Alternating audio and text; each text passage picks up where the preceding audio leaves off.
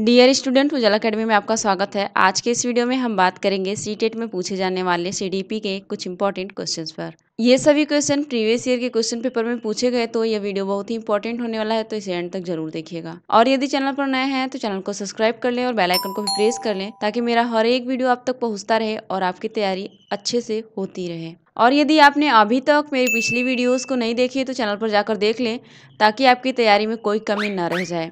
उन सभी वीडियो में भी मैंने जितने भी क्वेश्चन प्रीवियस ईयर के क्वेश्चन पेपर में पूछे गए थे, बाकी कुछ इंपॉर्टेंट क्वेश्चन को ऐड करके मैं वीडियो बनाई हूँ, तो उससे एक बार जरूर चेकआउट करिएगा। और यदि वीडियो अच्छी लगे तो अपने दोस्तों के साथ शेयर करना नहीं भूलिएगा। तो चलिए बिना टाइम वेस्ट किए देख लेते हैं आज का पहला प्रश्न क्या है। देखिए, क्वेश्चन नंबर 1 है, निम्नलिखित में से कौन सा महत्वपूर्ण प्रभाव शिक्षण की प्रभावकारिता पर निर्भर करती है।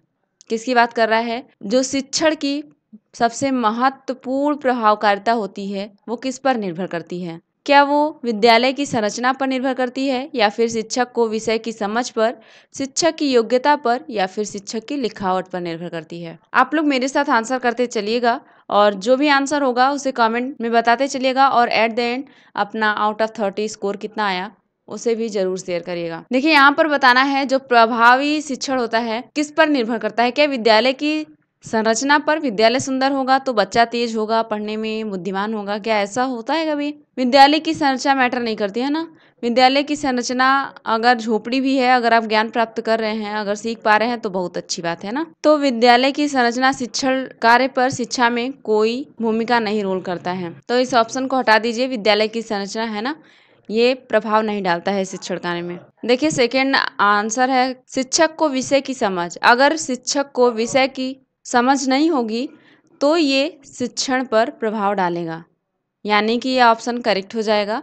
और देखिए, क्या शिक्षक की योग्यता? शिक्षक पूरी डिग्री लेकर बैठा हुआ है और वो बच्चों को सिखा नहीं पा रहा है, तो ये शिक्षण पर प्रभाव डालेगा, है ना। योग्यता, टीचर की योग्यता क्या ही वो सिखा पा रहा है वो मैटर करता है ना। वो कितना सिखा पा रहा है बच्चों को वो जरूरी है, उसकी योग्यता जरूरी नहीं है। उसके पास डिग्री पे डिग्री है पर वो सिखा नहीं पा रहा है, तो उसकी डिग्री व्यर्थ है ना। तो इस ऑप्शन को भी काट दीजिए। शिक्षक की अच्छी लिखावट। अगर शिक्षक अच्छा लिख रहा है तो उसका लिखावट, उसका प्रभाव शिक्षण पर नहीं पड़ता है ना। लिख कैसा रहे वो मैटर नहीं करता, वो बच्चों को समझा पा रहा है, ये बहुत जरूरी बात है ना। इस ऑप्शन को भी आप हटा दीजिए। तो यहाँ पर जो करेक्ट आंसर हो जाएगा वो हो जाएगा ऑप्शन नंबर बी, शिक्षक को विषय की समझ।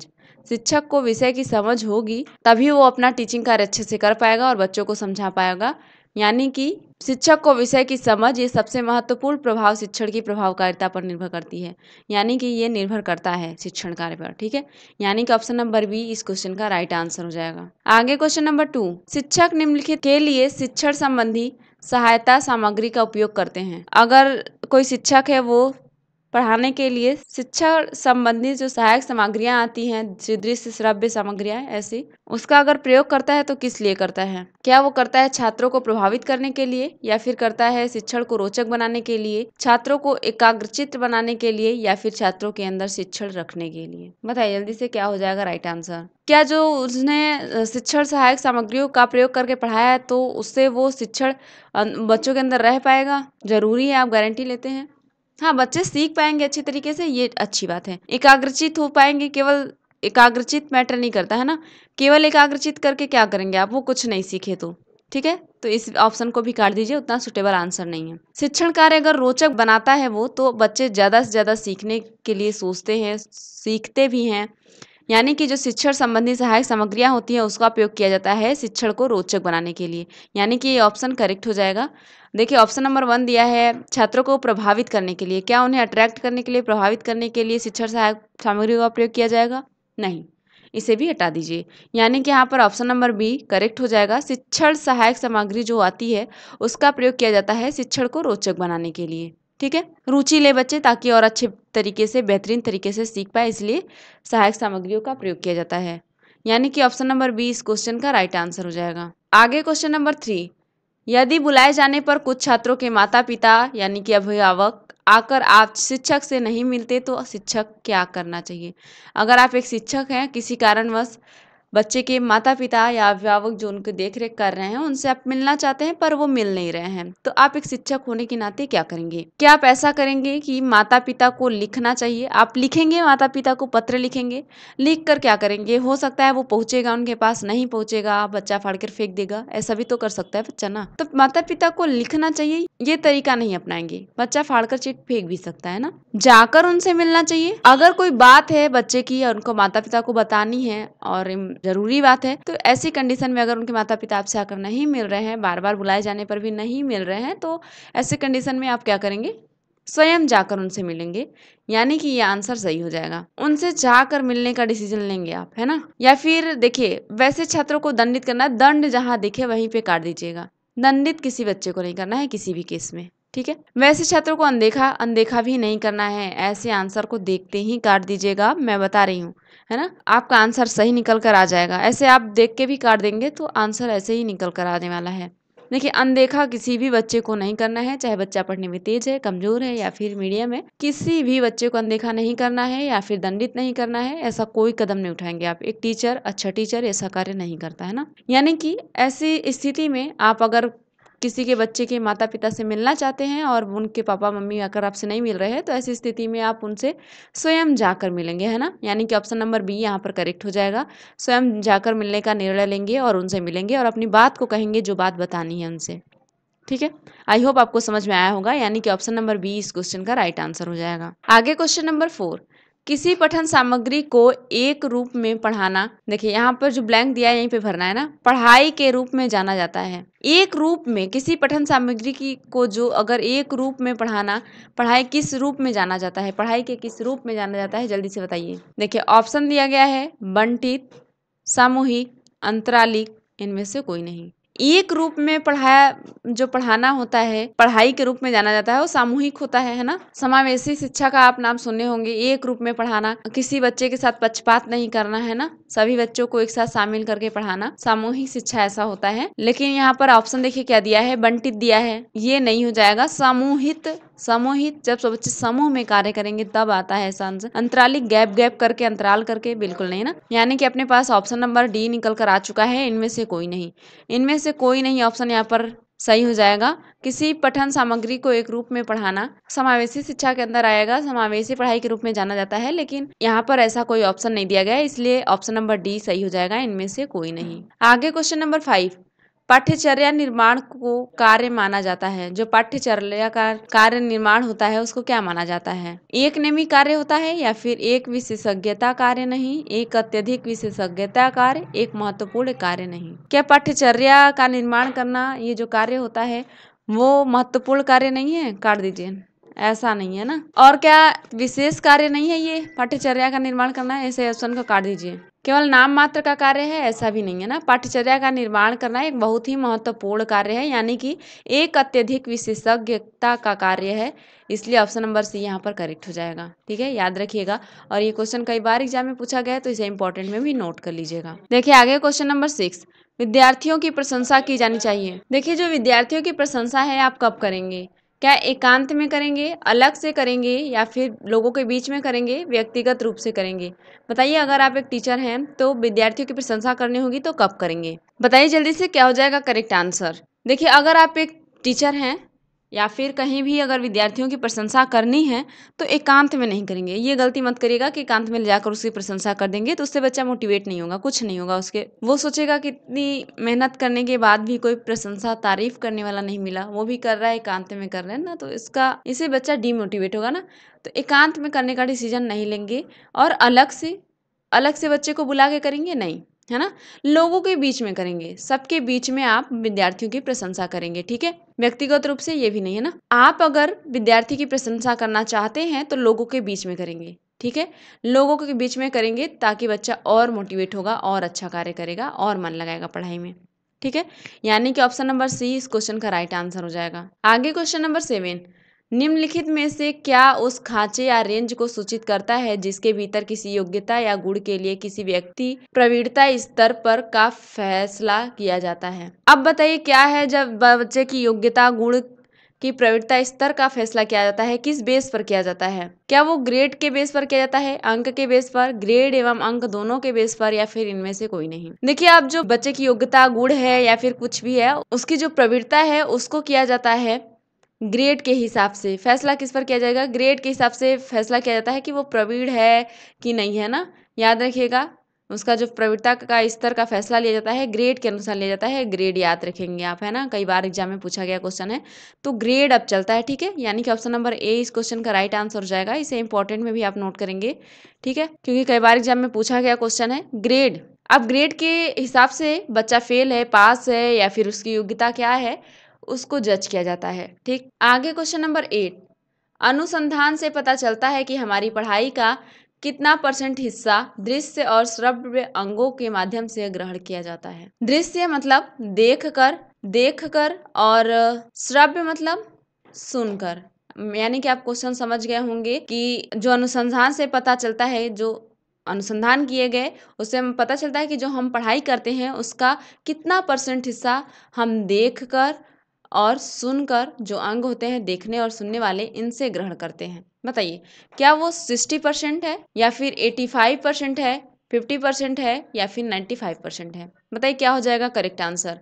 जल्दी से कमेंट करके इसका आंसर आप लोग बताएंगे कि जो हमारी पढ़ाई है उसका कितना % हिस्सा हम अपने जो दृश्य अंग हैं, श्रव्य अंग हैं, उनके माध्यम से ग्रहण करते हैं। तो जितने लोग भी आंसर कर रहे हैं ऑप्शन नंबर बी यहाँ पर, वो बिल्कुल करेक्ट है। 85% हम अपने दृश्य श्रव्य अंगों का प्रयोग करके पढ़ाई करते हैं, सीखते हैं चीजों को, ठीक है। ये अनुसंधान से पता चला था कि जो हमारी पढ़ाई का 85% हिस्सा है वो दृश्य और श्रव्य अंगों के माध्यम से ग्रहण किया जाता है। आई होप आपको समझ में आया होगा। 85% आप याद रखिएगा और इम्पोर्टेंट में जरूर नोट करिएगा, है ना। ये सभी क्वेश्चन एग्जाम में पूछे गए क्वेश्चन है, बार बार रिपीटेड क्वेश्चन है, तो हो सकता है आपके भी एग्जाम में क्वेश्चन रिपीट हो जाए। ऐसे छोटे छोटे क्वेश्चन को आप अवॉइड मत करिएगा, है ना, नोट कर लीजिएगा जितना भी मैं बता रही हूँ। तो चलिए देख लेते हैं नेक्स्ट क्वेश्चन क्या है। इस क्वेश्चन का जो राइट आंसर है वो है ऑप्शन नंबर बी। आगे क्वेश्चन नंबर 9, वर्ग कक्षा के माहौल में एक सकारात्मक पढ़ाई वातावरण स्थापित और मजबूत करने के अधिकार को निश्चयात्मक अनुशासन क्या करता है? क्या करा है? जो एक कक्षा का माहौल है, सकारात्मक पढ़ाई वातावरण स्थापित और मजबूत करने के अधिकार को निश्चयात्मक अनुशासन, जो अनुशासन है वो क्या करता है? क्या वो बढ़ावा नहीं देता, बढ़ावा देता है, या फिर कुछ लेना देना नहीं होता, या फिर इसकी जरूरत नहीं होती? जो अनुशासन होता है ना, किसी सकारात्मक पढ़ाई चल रही है, कक्षा का माहौल है, अगर सकारात्मक पढ़ाई का वातावरण स्थापित करना है, मजबूत करना है, तो जो अनुशासन है वो, अगर कक्षा का माहौल अनुशासित है तभी हो पाएगा, यानी कि ये बढ़ावा देता है, ठीक है। यहाँ पर ऑप्शन नंबर बी करेक्ट हो जाएगा, बढ़ावा देता है, ठीक। अगर किसी का अच्छा का माहौल सकारात्मक करना है, पढ़ाई मजबूत करनी है, तो अनुशासन बहुत जरूरी है ना। अनुशासन बढ़ावा देता है एक सकारात्मक पढ़ाई को मजबूत वातावरण, अच्छा वातावरण स्थापित करने के लिए, यानी कि ऑप्शन नंबर बी यहाँ पर करेक्ट हो जाएगा, बढ़ावा देता है, ठीक। आगे क्वेश्चन नंबर 10, जब किसी शिक्षक पर प्राधिकारी हावी होता है तो उसे अन्य कार्य करने के लिए विवश किया जाता है, तो उसकी क्षमता क्या होती है? उसकी क्षमता घटेगी, बढ़ेगी, दोगुनी हो जाएगी, क्या हो जाएगी? जल्दी से आंसर करिए आप लोग। अगर आप मान लीजिए टीचर हैं और आपके ऊपर के जो अधिकारी हैं वो आप पे हावी हैं ना, आप पे हावी हो गए हैं और आपसे पढ़ाई के अलावा बहुत सारे काम दे दिए हैं और करवा रहे हैं, तो क्या आप उस तरीके से टीचिंग कर पाएंगे जिस तरीके से चाह रहे हैं? आप खुद ही थक जाएंगे, मन ही नहीं करेगा टीचिंग करने का, पढ़ाने का। कार्य में ही जब उलझा देंगे तो आप पढ़ा कैसे पाएंगे? तो जो उनकी क्षमता होती है, क्या वो 2 गुनी बढ़ जाएगी, क्या वो कई गुनी बढ़ जाती है, या फिर घटती है, अंशतः बढ़ती है, अप्रभावित रहती है? बताइए क्या हो जाएगी? आप ही सोचिए, अगर आपके ऊपर किसी अधिकारी की पोस्टिंग है और वो आपसे टीचिंग कार्य के अलावा कोई और कार्य करवा रहा है, उसको दिन भर दिए जा रहा है, ये कलम बनाओ, वो करो, वो सूची रेडी करो, तो इससे क्या होगा? आप पढ़ाने में क्या ही रुचि दे पाएंगे, क्या पढ़ा पाएंगे? उस तरीके से पढ़ा पाएंगे जिस तरीके से आपने चाहा था? ऐसी स्थिति में क्या होता है, जो टीचर की क्षमता होती है ना, वो घट जाती है। टीचर की क्षमता घटती है और वो टीचिंग कार्य अच्छे से नहीं कर पाता है ना। यानी कि ऑप्शन नंबर बी इस क्वेश्चन का राइट आंसर हो जाएगा। इसलिए जितने भी कार्य जिसके लिए बनाए गए हैं वही करे तो बेटर होता है। इसमें किसी का लॉस नहीं होता, बच्चों का लॉस होता है, ठीक है। इसमें बच्चों का लॉस होगा और बाकी क्या ही होगा। इसलिए जिसका जो कार्य है वो करना चाहिए। अगर एक टीचर का कार्य है पढ़ाना, तो उसे पढ़ाने देना चाहिए। आप उसे कोई अन्य काम में नहीं लगाएं, नहीं तो उसकी क्षमता घटेगी और वो टीचिंग कार्य अच्छे से नहीं कर पाएगा। ठीक, आगे क्वेश्चन नंबर 11, छात्रों के सही मूल्यांकन के लिए निम्नलिखित में से किस विधि का प्रयोग किया जाना चाहिए। अगर किसी विद्यार्थी का मूल्यांकन करना है, अच्छी प्रकार से मूल्यांकन करना है, तो किस विधि का प्रयोग करेंगे आप? क्या रचनात्मक मूल्यांकन करेंगे, या फिर सतत मूल्यांकन, कोर्स के अंत में, या फिर प्रत्येक छमाही पर मूल्यांकन करेंगे? बताइए कौन सा मूल्यांकन सबसे बेस्ट माना जाएगा। मैं अपनी पिछली वीडियो में भी इस क्वेश्चन का आंसर बताई थी, क्या हो जाएगा राइट आंसर। अब आप लोग बताइए, अगर मेरी पिछली वीडियोस को आप देखे हैं तो ये वाले आंसर बहुत अच्छे से दे पाएंगे। देखिए, अगर किसी बच्चे का सही मूल्यांकन करना है, अच्छे तरीके से मूल्यांकन करना है, तो आपको निरंतर मूल्यांकन करना पड़ेगा, यानी कि सतत मूल्यांकन करना पड़ेगा, डेली मूल्यांकन करना पड़ेगा। यानी कि यहाँ पर आपको दिख रहा होगा सतत मूल्यांकन, ऑप्शन नंबर बी में सतत मूल्यांकन। सतत मूल्यांकन ये बेस्ट होता है अगर किसी बच्चे का सही प्रकार से मूल्यांकन करना है तो। ठीक है, यानी कि ऑप्शन नंबर बी इस क्वेश्चन का राइट आंसर हो जाएगा। रचनात्मक मूल्यांकन कोई वो बेस्ट तरीका नहीं है जिससे आप एकदम बच्चे का सही मूल्यांकन कर पाएंगे। कोर्स के अंत में करेंगे तो क्या ही मतलब है। अगर कोर्स खत्म हो गया, बच्चा कहाँ गलती कर रहा है क्या नहीं कर रहा है, तो आपको कैसे पता चलेगा। अगर कहीं गलती भी कर रहा है तो अब कोर्स तो खत्म हो चुका है, आप क्या करेंगे मूल्यांकन करके। प्रत्येक 6 माह, वो आगे के 6 माह तो वेस्ट हो गए। जो बच्चा गलती कर रहा था वो रिपीट किया 6 महीने, अब उसकी आदत हो गई है तो आगे कैसे सुधारेगा। इसलिए अगर आप सतत मूल्यांकन कर रहे हैं, निरंतर मूल्यांकन कर रहे हैं, डेली बेसिस पे कर रहे हैं, तो अगर बच्चा कहीं गलती कर रहा है, छोटी मोटी गलतियां अगर कर भी रहा है, तो आप सुधार देंगे उसे। यानी कि सतत मूल्यांकन ये बेस्ट विधि मानी जाती है अगर एक बच्चे का सही तरीके से मूल्यांकन करना है तो। ठीक है, इस विधि का आप उपयोग करेंगे। कहीं भी आपसे पूछा जा सकता है अगर बच्चे का सही तरीके से मूल्यांकन करना है तो आप किस विधि को चुनेंगे, तो याद रखिएगा सतत मूल्यांकन करने को आप चुनेंगे। ठीक, आगे क्वेश्चन नंबर 12, एक शिक्षक को समाज में सम्मान मिलना चाहिए जब वह क्या करे। बताइए, अगर एक टीचर है उसको सम्मान कब मिलना चाहिए। क्या वो आदर्श जीवन जीता होगा तब उसे आप सम्मान देंगे, या फिर निष्ठापूर्वक अपनी ड्यूटी करता होगा तब, या फिर प्रभावकारी तरीके से पढ़ाने में सक्षम हो, या फिर ये सभी। बताइए क्या हो जाएगा राइट आंसर। एक शिक्षक जो है उसको आप समाज में, सबके बीच समाज में सम्मान कब देंगे, जब वो आदर्श जीवन जिएगा तब, एक अच्छा जीवन जिएगा, आदर्श रूप से जीवन जिएगा तब आप उसको सम्मान दे सकते हैं।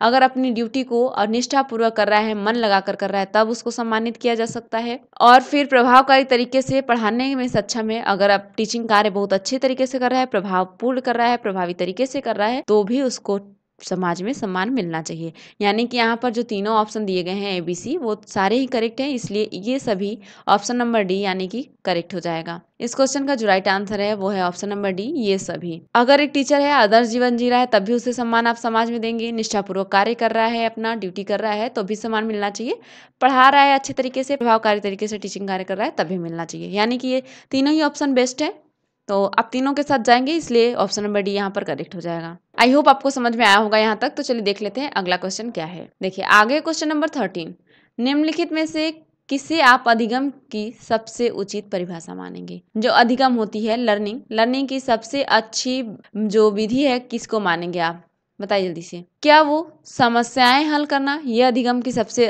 अच्छी परिभाषा मानी जाएगी, या फिर विशिष्ट हुनर का विकास हो तब, या फिर आचरण संबंधी प्रवृत्ति का विकास हो, या फिर इनमें से कोई नहीं। बताइए कौन सा हो जाएगा करेक्ट आंसर। देखिए अधिगम की जो सबसे अच्छी परिभाषा होती है वो क्या होती है, इनमें से कोई ऐसा ऑप्शन है जो इससे मैच हो रहा है। देखिए जो अधिगम होता है ना, उसमें क्या होता है, बच्चा सीखता है चीजों को, नई नई चीजों को सीखता है, और बच्चा अपने तरीके से किसी क्वेश्चन को एक्सप्लेन करने में एबल हो जाता है। यानी कि कोई घटना है, कोई दृश्य है, उसको अपनी भाषा में अपनी तरीके से एक्सप्लेन करना जान रहा है, यानी कि वो सीख रहा है। अधिगम की सबसे उचित परिभाषा इनमें से तो कोई नहीं है ना।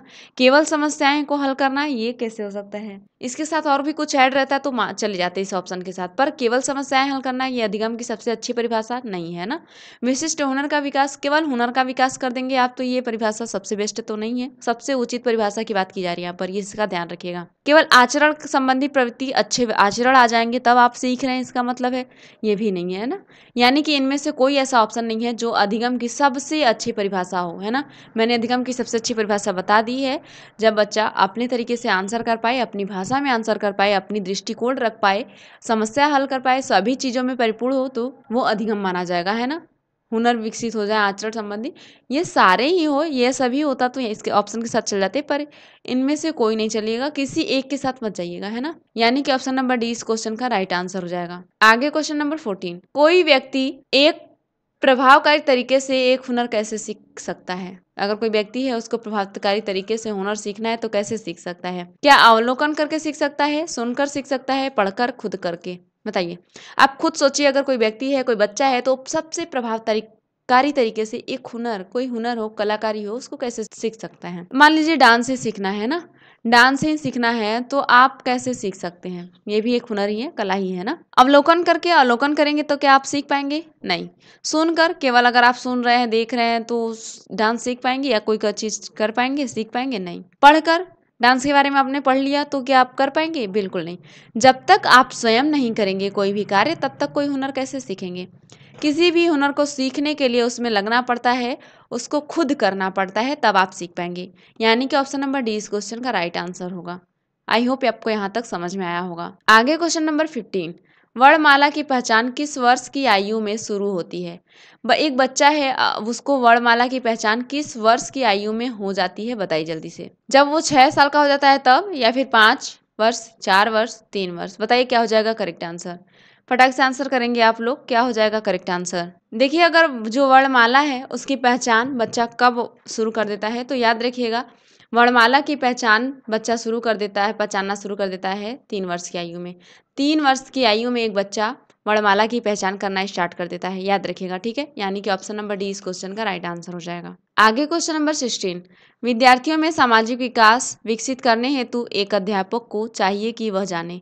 अगर एक बच्चे के अंदर, विद्यार्थी के अंदर सामाजिक विकास को विकसित करना है तो बच्चे के किस पहलू को आप जानना चाहेंगे? बताइए, कि ताकि आप अच्छे से उसके अंदर सामाजिक विकास विकसित कर पाएं। क्या विद्यार्थियों को व्यक्तिगत रुचियों को, जो विद्यार्थी के व्यक्तिगत रुचि हैं उसको जानेंगे तब कर पाएंगे, या फिर विद्यार्थियों के शारीरिक विकास को जानेंगे तब कर पाएंगे, या फिर विद्यार्थियों के सभी पक्षों को जानकर आप कर पाएंगे, विद्यार्थियों के कार्य निष्पादन को? किसको आप जानना चाहेंगे अगर एक बच्चे के अंदर सामाजिक विकास को विकसित करना है तो? देखिए, अगर किसी विद्यार्थी के अंदर ना आपको सामाजिक विकास को विकसित करना है तो उसके लिए आपको विद्यार्थी के सभी पक्षों को जानना होगा। सभी पक्षों को जानेंगे तभी आप एक बच्चे के अंदर सामाजिक विकास को विकसित कर पाएंगे, ठीक है। यानी कि ऑप्शन नंबर सी इस क्वेश्चन का राइट आंसर हो जाएगा। केवल व्यक्तिगत रुचि को जानकर बिल्कुल नहीं ना, शारीरिक विकास को जानकर क्या करेंगे? सामाजिक विकास विकसित कर पाएंगे बच्चे के अंदर? कार्य निष्पादन कितने अच्छे तरीके से कार्य को निष्पादित कर पा रहा है, क्या ये इस पक्ष को जान पाएंगे तो क्या सामाजिक विकास कर लेंगे बच्चे के अंदर? नहीं। इसलिए अगर आपको बच्चे के अंदर सामाजिक विकास को विकसित करना है तो उसके लिए आपको बच्चे के सभी पहलू को, सभी पक्षों को जानना जरूरी है, ठीक है। आगे क्वेश्चन नंबर 17, शब्द आइडेंटिकल एलिमेंट्स यानी कि जो समान तत्व निम्न में से गहन संबंध रखता है। बताइए, जो समान तत्व होता है उन निम्न में से किसका सबसे गहन संबंध है? क्या वो समान परीक्षा है, या फिर सहयोगियों में से अधिगम स्थानांतरण, समूह निर्देशन? बताइए क्या हो जाएगा करेक्ट आंसर? जो समान तत्व है वो सबसे ज्यादा संबंधित है अधिगम स्थानांतरण से, याद रखिएगा, अधिगम स्थानांतरण यहाँ पर करेक्ट हो जाएगा। यानी कि ऑप्शन नंबर सी इस क्वेश्चन का राइट आंसर है। जो समान तत्व आइडेंटिकल एलिमेंट्स हैं वो अधिगम स्थानांतरण से सबसे गहन, मतलब सबसे अच्छे तरीके से संबंध रखते हैं, ठीक। आगे क्वेश्चन नंबर 18, स्फूर्ति अवस्था कहा जाता है। जो स्फूर्ति की अवस्था होती है वो किसे कहते हैं? बताइए, किस काल को, किस आयु, किस अवस्था को आप स्फूर्ति की अवस्था कहेंगे? क्या वो शैशवावस्था है, किशोरावस्था है, प्रौढ़ावस्था है, बाल्यावस्था है? बताइए कौन सा हो जाएगा करेक्ट आंसर? स्फूर्ति की अवस्था मैं कई बार बताई हूँ, अपनी पिछली वीडियो में भी बताई हूँ 1-2 बार, कि जो स्फूर्ति की अवस्था होती है वो बाल्यावस्था होती है। बाल्यकाल में बच्चा सबसे अधिक फुर्तीला पाया जाता है। ये बाल्यावस्था होती है जब वो बच्चा बहुत ही फुर्तीला नजर आता है ना, बहुत एक्टिव रहता है हर चीज में, ठीक। इसलिए इसे स्फूर्ति की अवस्था कहा जाता है, बाल्यावस्था को। यानी कि ऑप्शन नंबर डी इस क्वेश्चन का राइट आंसर हो जाएगा। आगे क्वेश्चन नंबर 19, मानव विकास के संबंध में कौन सा कथन गलत है? जो मानव का विकास है उसके संबंध में बताइए कौन सा कथन ऐसा है जो गलत है। और मैं बार बार बताती हूँ, हमेशा बताती हूँ कि ये गलत वाले आंसर को ध्यान से करिएगा। विकास पूर्वानुमेय होता है, क्या ये सही गलत है? या फिर विकास सामान्य से विशिष्ट की ओर होता है, क्या ये गलत हो जाएगा? विकास रेखीय होता है, क्या ये गलत कथन है? विकास निरंतर होने वाली प्रक्रिया है, क्या ये गलत कथन है? आप किसकी तरफ जाएंगे? अगर गलत कथन का चुनाव करना है मानव विकास के संबंध में तो बताइए किस किस ऑप्शन का चुनाव करेंगे? जल्दी से बताएंगे आप लोग कमेंट करके, क्या हो जाएगा इस क्वेश्चन का राइट आंसर? देखिए, जो विकास होता है क्या वो पूर्वानुमेय होता है? बिल्कुल सही, पूर्वानुमेय होता है मानव विकास। सामान्य से विशिष्ट यानी कि सरल से जटिल, मैं पिछली वीडियो में भी बताई हूँ 1-2 बार कि जो सरल से जटिल की तरफ होता है मानव का विकास होता है, सरल से जटिल। यानी कि सामान्य से विशिष्ट ये भी सही हो जाएगा मानव विकास के संबंध में। और मैं ये तो नहीं बताई कभी कि विकास रेखीय होता है, केवल एकदम सीधी रेखा में होगा, अप डाउन नहीं होंगे, क्या ऐसा हो सकता है? विकास है, अप डाउन होता रहता है ना। कभी बच्चा ज़्यादा सीखता है, नहीं सीखता है, सीखता है, नहीं सीखता है, अप डाउन तो होता रहता है। इसलिए विकास रेखीय नहीं होता है। इसलिए यही ऑप्शन गलत हो जाएगा और यही करेक्ट भी हो जाएगा, क्योंकि यहाँ पर गलत ही पूछा गया था। विकास निरंतर चलने वाली प्रक्रिया है, सतत चलने वाली प्रक्रिया है, बिल्कुल सही। हमेशा चलने वाली धीमी गति से निरंतर चलने वाली प्रक्रिया है विकास। यानी कि अपने पास गलत आंसर निकल कर आ चुका है, वहीं करेक्ट हो जाएगा। विकास रेखीय होता है, ये ऑप्शन नहीं है ना। विकास के संबंध में ये कथन गलत हो जाएगा, इसलिए ऑप्शन नंबर सी इस क्वेश्चन का राइट आंसर हो जाएगा। ठीक, बाकी पूर्वानुमेय होता है विकास, सामान्य से विशिष्ट की ओर होता है, निरंतर चलने वाली प्रक्रिया है, बिल्कुल सही आंसर है। अगर कभी पूछ ले कि कौन सा कथन सही है, तो अगर तीनों में से कोई भी आंसर देखने को मिले तो उस पर टिक कर दीजिएगा। आगे क्वेश्चन नंबर 20, शारीरिक विकास का क्षेत्र है, जो शारीरिक विकास का क्षेत्र है वो कौन सा है? क्या वो स्नायु मंडल है, या फिर मांसपेशियों में वृद्धि, एंडोक्राइन ग्लैंड्स में वृद्धि, उपरोक्त सभी? बताइए। अगर एक बच्चे का शरीर जो बॉडी है उसका विकास होगा तो क्या माना जाएगा? उसके स्नायु मंडल में विकास होगा, उसके स्नायु मंडल का, बिल्कुल सही। मांसपेशियों का विकास होगा, ये भी सही है। एंडोक्राइन ग्लैंड्स, जो सारी ग्लैंड्स होती हैं वो भी विकसित होंगी, बात सही है। शारीरिक विकास में तो आखिर यही सभी आ जाएंगे ना, यानी कि उपरोक्त सभी, ऊपर वाले और सभी ऑप्शन सही हैं, यानी कि ऑप्शन नंबर डी इस क्वेश्चन का राइट आंसर हो जाएगा। शारीरिक विकास के क्षेत्र में ये सभी आ जाएंगे। आगे क्वेश्चन नंबर 21, निम्न में से कौन सा वंशानुक्रम का निकाय नहीं है? नहीं वाले क्वेश्चन को देखिए ध्यान से करना है। वंशानुक्रम किससे संबंधित नहीं है, बताइए क्या हो जाएगा?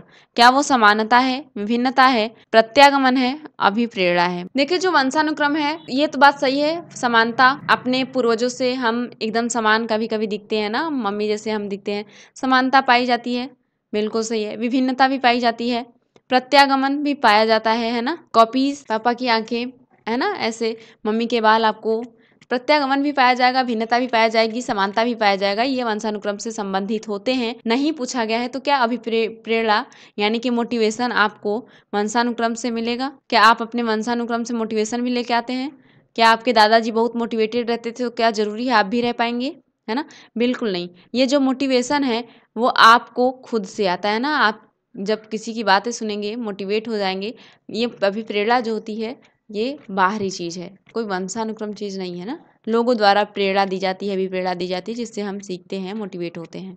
ये बाहरी चीज़ है, वंशानुक्रम से संबंधित नहीं है, यानी कि ऑप्शन नंबर डी इस क्वेश्चन का राइट आंसर हो जाएगा। आगे क्वेश्चन नंबर 22, 20वीं शताब्दी को बालक की शताब्दी कहा जाता है, यह कथन किसका है? देखिए जो बालक की शताब्दी है वो 20वीं शताब्दी को कहा जाता है, तो वो कथन किसका है? क्या ये मुर्रे जी के द्वारा कहा गया था, एडलर ने कहा था, या फिर क्रो एंड क्रो ने कहा था, जेबी वाटसन ने कहा था? देखिए जो 20वीं शताब्दी है वो बालक की शताब्दी कहा जाता है, यह कथन किसके द्वारा कहा गया है? अगर क्वेश्चन पूछ ले तो याद रखिएगा, क्रो एंड क्रो के द्वारा कहा गया था कि जो 20वीं शताब्दी होती है वो बालक की शताब्दी होती है, ये कहा गया था क्रो एंड क्रो के द्वारा। ठीक, यानी कि ऑप्शन नंबर सी इस क्वेश्चन का राइट आंसर हो जाएगा। आगे क्वेश्चन नंबर 23, इस अवस्था को मिथ्या परिपक्वता का समय कहा जाता है। कौन सी ऐसा अवस्था है जिसको मिथ्या परिपक्वता का अवस्था कहा जाता है, काल कहा जाता है? बताइए।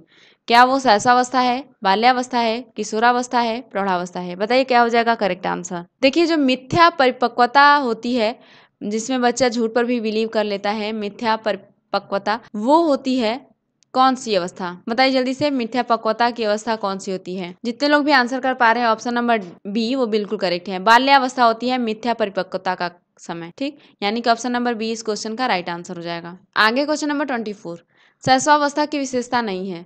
एक बार फिर से नहीं वाला क्वेश्चन आपको देखने को मिला है। शैशवावस्था की जो विशेषताएं हैं उनमें से ऐसा कौन सा ऑप्शन है जो मैच नहीं कर रहा है? क्या वो शारीरिक विकास तीव्रता से होती है, ये दूसरों पर निर्भरता, नैतिकता का होना, मानसिक विकास में तीव्रता? बताइए। आप एक छोटे बच्चे जो शैशवावस्था में है उसकी विशेषता से आप रिलेट करके बताइए जल्दी से। देखिए मैं बार बार बताती हूँ कि जो शारीरिक विकास होता है, शारीरिक विकास सबसे तेजी से शैशवावस्था में होता है, तो ये आंसर सही हो जाएगा। देखिए जो छोटा बच्चा होगा दूसरों पर निर्भर रहेगा ही रहेगा, है ना, तो दूसरों पर निर्भरता ये बिल्कुल करेक्ट हो जाएगा। छोटा बच्चा है, दूसरों पर ही निर्भर है, खाना पानी सब चीज के लिए। ठीक, नैतिक होगा, क्या उसके अंदर नैतिकता पाई जाएगी कि सभी लोग बैठे तो ना रोए, है ना, ना हंसे, ना खेले, ना चिल्लाएं?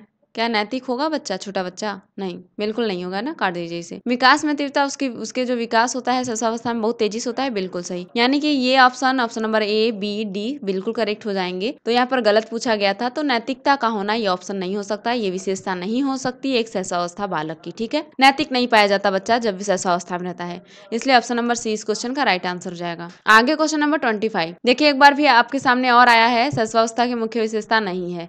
उसमें भी विशेषता पूछा गया था, इसमें भी विशेषता पूछा गया था, बस ऑप्शन चेंज कर दिए गए हैं। देखिए, क्या सीखने की प्रक्रिया में तीव्रता, जिज्ञासा की प्रवृत्ति, अनुकरण द्वारा सीखने की प्रवृत्ति, चिंतन प्रक्रिया एक शिशुअवस्था की बालक की विशेषता नहीं है। बताइए, क्या एक छोटा बच्चा उसके अंदर सीखने की प्रक्रिया जो होती है वो बहुत तेज होती है? बिल्कुल सही है ना, बहुत जल्दी जल्दी चीजों को सीखता है। जिज्ञासाएं की प्रवृत्ति, बिल्कुल सही, जिज्ञासा होती है बच्चे के अंदर।